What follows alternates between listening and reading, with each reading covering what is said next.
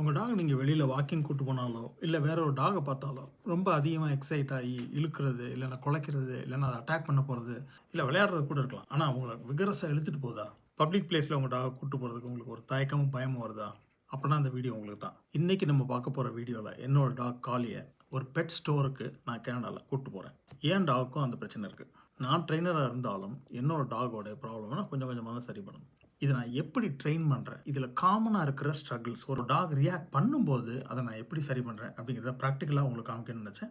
இந்த training methods நீங்களும் try பண்ணி பார்க்கலாம். இந்த வீடியோ பார்த்துட்டு உங்களோட கருத்துக்களை கமெண்ட்டில் சொல்லுங்கள். இப்போ வாங்க வீடியோக்குள்ளே போகலாம். வணக்கம் ஃப்ரெண்ட்ஸ், வெல்கம் டு காலிவ் நானும் டாக் ட்ரெயினர் தமிழ். நான் Karthik Murugesan, certified dog trainer, canine behaviour specialist. கேனடாவிலேருந்து பை ப்ரொஃபஷன் நான் ஒரு doctor of physiotherapy. Dog training என்னுடைய பேஷன். ஒரு டாகோட பிஹேவியர், ஒரு டாகை பார்த்தவங்க இழுக்கிறது ரொம்ப காமன். பட் அதை சேனல் பண்ணி கொண்டு வரும். அது குட்டியாக இருக்கும்போது அந்த க்யூரியாசிட்டிலையும், அந்த டாக் வளரும் போது ஒரு டெரிட்டோரியல் இன்ஸ்டிங்க்ட் இல்லை ஒரு டாமினேட்டிங் பிஹேவியரும் காமிக்கிறது, இல்லைன்னா வெறுமனை இன்னொரு டாகோட இன்ட்ராக்ட் பண்ணுறது, அது எந்த பீடாக இருந்தாலும் சரி. பட் நம்ம ஆஸ் அ ஓனராக ஒரு ஸ்ட்ரெஸ் ஃப்ரீ வாக், ஸ்ட்ரெஸ் ஃப்ரீயான பப்ளிக்கில் டாக் கூட்டிகிட்டு போகிறதுக்கு அந்த டாக் டு டாக் அக்ரெஷனை தடுக்க வேண்டியது நம்மளோட பொறுப்பு. இப்போ நம்ம ஒரு பெட் ஸ்டோருக்குள்ளே போகிறோம். கனடாவில் இருக்கிற ஒரு பெட் ஸ்டோர். அங்கே நான் ஸ்டெப் பை ஸ்டெப் எப்படி ட்ரைனிங் பண்ணுறேன்றதை பார்க்கலாம். Good boy. இப்போ நம்ம வெளியில் நிறைய டாக்ஸ் இருக்கிறதுனால கொஞ்சம் கொஞ்சமாக அவனை எக்ஸ்போஸ் பண்ணணும். இவனுக்கு அந்த ரியாக்டிவிட்டி போகணும். இப்போ உள்ள ஒரு டாக் நிற்கிது. Kali here here. Okay set.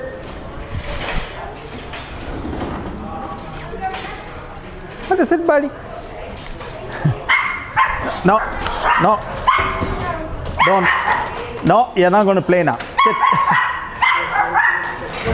Okay. Sorry? Yeah, he likes to play too. That was much fun. Sit. Have a good day. Kali, leave it.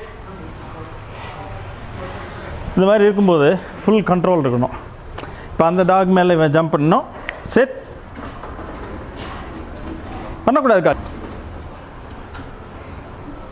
பண்ணக்கூடாது. அந்த மாதிரி ஓவர் எக்ஸைட்டடாக டாக் பண்ணாலே அது உங்களுக்கு வந்து கஷ்டமாயிரும்.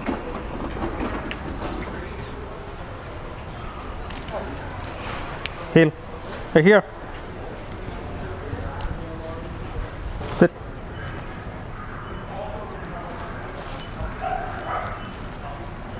Good bye.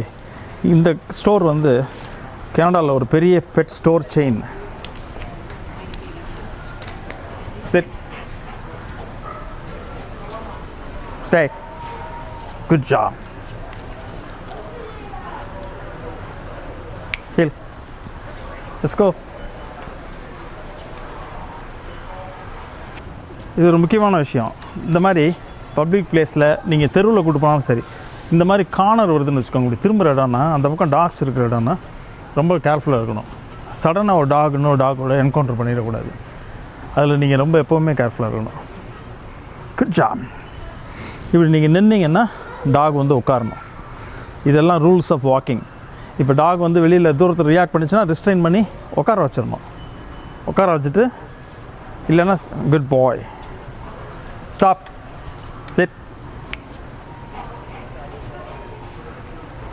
Let's go. அதே மாதிரி கொஞ்சம் ஃப்ரீடமும் கொடுக்கலாம். அப்போ இடத்துல ஸ்னிஃப் பண்ண விடுறது எதுவுமே பண்ணக்கூடாதுன்னு இல்லை. No Kali here. Sit. Good job. Let's go.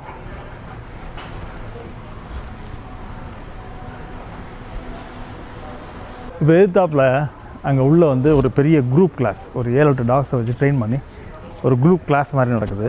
இப்போ இந்த டோர் வழியாக நிறைய பேர் வருவாங்க கொஞ்சம் நேரத்தில். இப்போ இது எனக்கு ஒரு சரியான ட்ரைனிங் ஆப்பர்ச்சுனிட்டி. இப்போ முன்னாடி கொஞ்சம் போகிறான் என்தூசியாஸ்டிக்காக. கலிக்கம். Come on but. Sit. Good job. கலி. நோ. இப்படி லீஷ் வந்து டைட் ஆகிற வரைக்கும் விடக்கூடாது. கலி. சிட். இப்போ வந்து அவன் பார்த்துட்டு எக்ஸைட் ஆகிறான். கலி. அப்படி பண்ணி அந்த இதை பிரேக் பண்ணணும். நோ. இந்த மாதிரி சின்ன சின்ன கரெக்ஷன் தான் இந்த லீஷை வச்சு. இப்போ அந்த பக்கம் ஒரு டாக் வருது. செட். Leave it. நோ. இப்போ நான் வந்து என்ன பண்ணணும்னா no. Yeah. Good boy. Come on but. Good boy. களி களி. Good boy. இப்போ இதே மாதிரி தப்புகள் நடக்கும், நம்ம சோர்ந்துடக்கூடாது. களி. இதே மாதிரி கொஞ்சம் கொஞ்சமாக தான் எக்ஸ்போஷர் கொடுக்கணும். களி.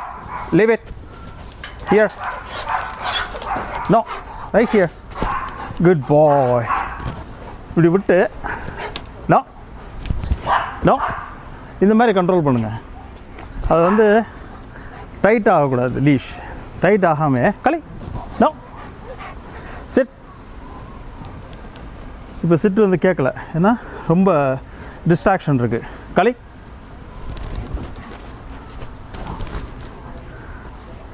இந்த மாதிரி லீஷை வந்து அப்படி கொஞ்சம் லிஃப்ட் பண்ணி. நோ, எக்ஸைட் ஆகிறது ரைட்டு, அப்படி போகக்கூடாது.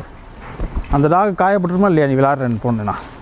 இப்போ தூரத்தில் அந்த டாக் இருக்குது பாருங்கள். இப்போ இவன் அதுக்கு வந்து டீசென்சிடைஸ் ஆகணும். இங்கே பாருங்கள், இப்படி பார்த்துட்டு இருக்கக்கூடாது, ரொம்ப நேரம் இப்படி பார்க்கக்கூடாது. நம்ம கூப்பிட்டா உடனே வர்ற மாதிரி இருக்கணும், இல்லைன்னா அவன் நம்ம கண்ட்ரோல் இல்லைன்னு அர்த்தம். Kali. Let's go. Good boy. இதை நான் அப்ரிஷியேட் பண்ணணும். இப்போ நான் கூப்பிட்டு போனோம்னா அவன் கூட வரணும். களி. அது அப்புறம் பார்க்கலாம். இங்கே வாயா. இப்போ அந்த டாக் வந்து நான் எவ்வளோ தூரம் களி களி come.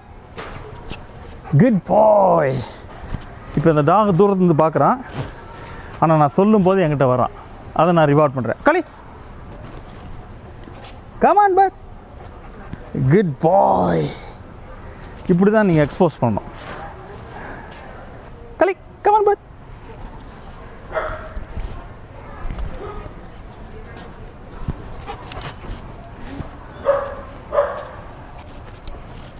Come on but.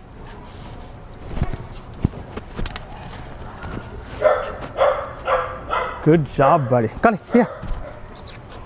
Come on. Here. Come on, bud. Sit. இப்போ அது வருது, நம்ம வந்து இப்போ கொஞ்சம் க்ளோஸ் இருக்கலாம். Kali, come. Good boy. Good job, buddy. Kali, sit. Down.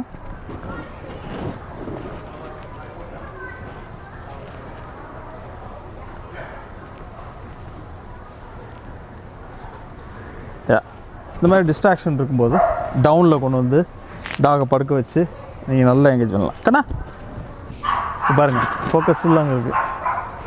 இப்போ நீங்கள் பார்த்த மாதிரி இந்த மாதிரி மல்டிபிள் டைம்ஸ் நான் பண்ணணும். ஒரே டைமில் நான் பண்ணிவிட்டு 2 டைம் பண்ணிவிட்டு இது வந்து செட் ஆயிரும் அப்படின்னு சொல்ல முடியாது. சில டாக்ஸுக்கு பல மாதங்கள் கூட எடுக்கலாம். அதோட எக்ஸைட்மெண்ட் லெவலில் பொறுத்து இருக்குது. இந்த மாதிரி 1-2 செஷன் பண்ணிவிட்டு நான் ரிசல்ட்ஸ் எதிர்பார்த்தேன்னா தப்பு. அந்த டாகோட மென்டல் ஸ்விட்ச், அதாவது அதோட இன்டர்னலி அதை உள்ளூர சரி பண்ணுறது, அதுதான் மெத்தட். இப்போ நம்ம இதை திரும்ப திரும்ப நம்ம பண்ண கொஞ்சம் கொஞ்சமாக இதோட எக்ஸைட்மெண்ட் லெவல் குறைஞ்சி ஒரு காமான எனர்ஜி வர்ற வரைக்கும் திரும்ப நான் பண்ணணும். ஆனால் நான் சலிக்காமல் இதை பண்ணிவிட்டு அதுக்கப்புறமா டாகை நான் கான்ஃபிடென்ட்டாக பப்ளிக்கில் கூட்டிகிட்டு வரலாம்.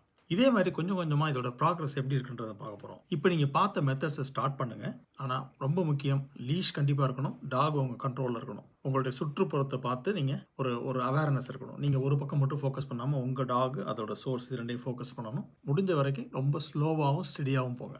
So it is a process, இது அவுட்கம் ரிசல்ட்ஸ் கிடையாது. இந்த வீடியோவோட கோலே வந்து டாக் ரியாக்ட் பண்ணும்போது அதை எப்படி கண்ட்ரோல் பண்ணுறதுன்னு ஸ்ட்ரகிள் பண்ணுறவங்க கொஞ்சம் கொஞ்சமாக அந்த ப்ராசஸ் ஸ்டார்ட் பண்ணி அதை சரி பண்ணணும். ஒரு டாக் தேவையில்லாமல் ஒரு தவறான புரிதல்னால டாக்ஸ் அபேண்டன் பண்ணப்படக்கூடாது. உங்களுக்கு டாக் ட்ரைனிங் பற்றி கேள்விகள் இருந்தால் ஃப்ரீ வாட்ஸ்அப் கம்யூனிட்டியில் ஜாயின் பண்ணி என்கிட்ட நேரடியாக நீங்கள் தொடர்பு கொள்ளலாம். For more training videos, talk training playlist நம்ம சேனலில் இருக்குது. அது பேசிக் ட்ரைனிங்கை நீங்கள் வீட்டிலேயே ஸ்டார்ட் பண்ணலாம்.